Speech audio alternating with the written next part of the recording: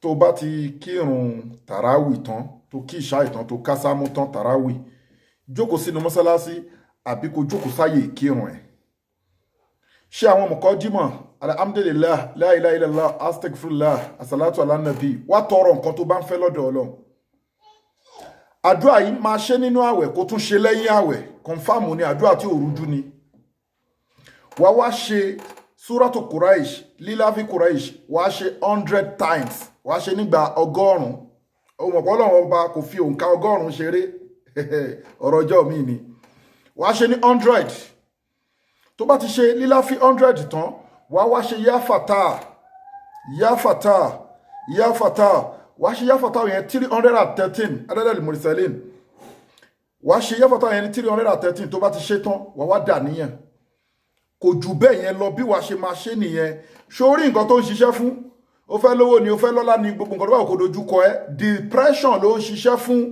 bóyá àìrí jẹ àìrí mu ọjà ò lọ déédéé òun wá físà òun wá pàmìtì ìkàkàn dààmú èèyàn ń wọ́ ọmọ èèyàn fẹ́ kọ́lé àbí yóò nǹkan ti ń da tẹ́lẹ̀ bísínẹ́sì ò lọ déédéé gbogbo nǹkan ti ń dàrú ó ti wá ń fúnyàn ní depression kì í lè sùn mọ́ ọkùnrin abalẹ̀ Ọlọ́run wá rọ̀jò arísìkí ibi tó tì á sí yá fata yóò ṣí ni inna fatana laka fatia mubina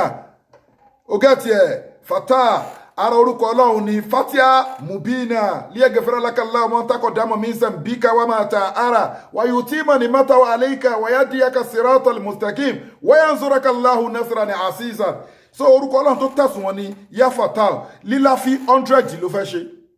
wàá dẹ̀ ṣe yá fata 313 bí wàá ṣe máa ṣe nìyẹn láfta ìṣáì in case tá a bá parí àwẹ̀ báyìí ṣe wà nú àwẹ̀ after tarawi tàbá kí asámú tán wàá jókòó wàá sáré ṣe wàá dà níyàn bí sínú láì tààlà fi àdúrà yìí ránṣẹ́ sí gbogbo àwọn èèyàn Ọlọ́run á dùn ẹnu gbogbo nǹkan tó ń bá ẹ lọ́kàn jẹ́ Ọlọ́run á sọ di ìdùnnú síwájú kó tó ṣàdúrà àbí tó bá ṣàdúrà yìí tán nǹkan tó bá lágbára fi sákàǹtì àwọn ọmọ aláìní àkáǹtì nọ́mbà ní fáwọn ọmọ aláìní 0123214254 àkáǹtì nọ́mbà fáwọn aláìní 0123214254 Global Dahiratu Dhikrlahi Islamic Organization Wema Bank of Nigeria gbogbo ẹ̀yin tẹ́ ń fi Hajj àti Umurah tẹ́ fi ń ṣe ìtọrẹ àánú fáwọn èèyàn ẹgbẹgbẹ Global Dahiratu Dhikrlahi gbogbo ẹ̀yin tẹ́ wá ní ìpèníjà lórí àìsàn kan sí kejì àbí ìdààmú kan sí kejì ayé ń dàyàn láàmú àlùjọ̀nnú ń dàyàn láàmú ẹ WhatsApp Global Dahiratu Dhikrlahi Health and Spiritual Department lórí nọ́mbà +2761295638 ẹ dẹ̀ gẹ́ẹ̀tì transformer 1100 power wa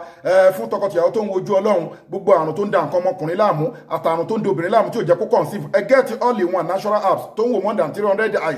àìsàn lọ́jọ́ pípẹ́ ní cancer diabetics ó ń forí kókó aláǹtakùn ń jẹun lójú oorun ẹ WhatsApp alẹ́ kan sí +2761295638 àdúrà ló ń gba agbára kọ́ 25,000 15,000.